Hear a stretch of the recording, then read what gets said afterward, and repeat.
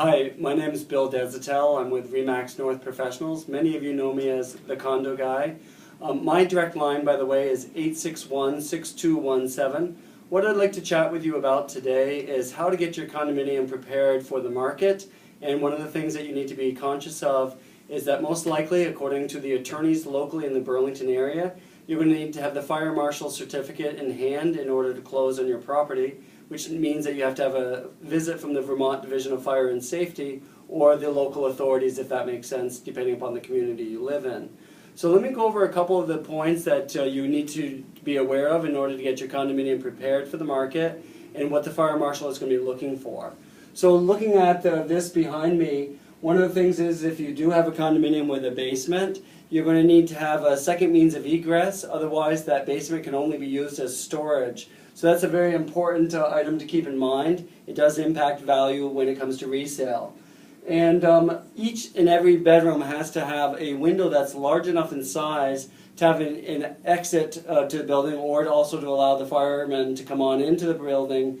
And in the event it is not a proper size window, you're going to have to go to the expense of changing that window out to be one that is an egress window. It can be costly, and I'll give you the name of some of the local folks later, but let me cover some other points that are important when it comes to getting your home prepared.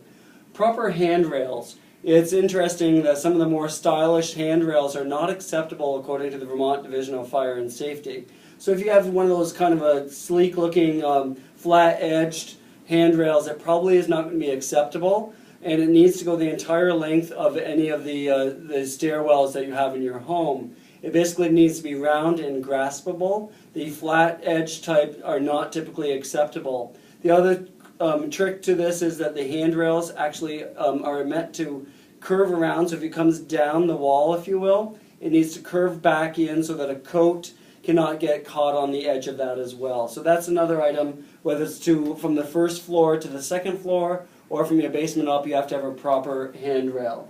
Also, the smoke detectors, CO combos, have to be installed in your home. And it does vary depending upon the age of your home as to when those smoke detectors need to be installed and what exactly needs to take place. We will be giving you a link along with this video to have you know exactly what needs to be done depending upon the age of your home and whether or not you had some pre-existing ones there as well. But they do need to be hardwired, and the style that they're now looking for is photoelectric. Not the ionization version, but they need to be photoelectric. The other thing to keep in mind is that all the wet zones in the home have to have what are called GFCIs, or ground fault interceptors as we commonly know them. Those are the type of outlets that have like a little push button to reset. They're meant to prevent electrocution. In the old days, it used to be that a kitchen only had to have a couple of these. And nowadays, virtually every single one in the kitchen, but also in all the bathrooms, have to be ground faulted. And also, if you have an outside deck or patio area, where there's one there as well, those have to be done. And usually also near the washer and dryer, of course, for the same obvious reasons. So that's something that would require having a master electrician come on in. For both the smoke and the GFCI, you would need to have a master electrician to change those out.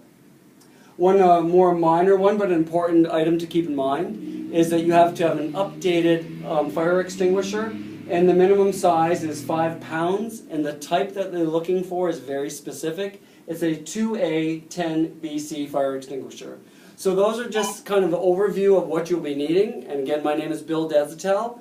The Condo Guy can be reached at condoguy@condoguy.com, but we will be giving you a link to the requirements of the state of Vermont.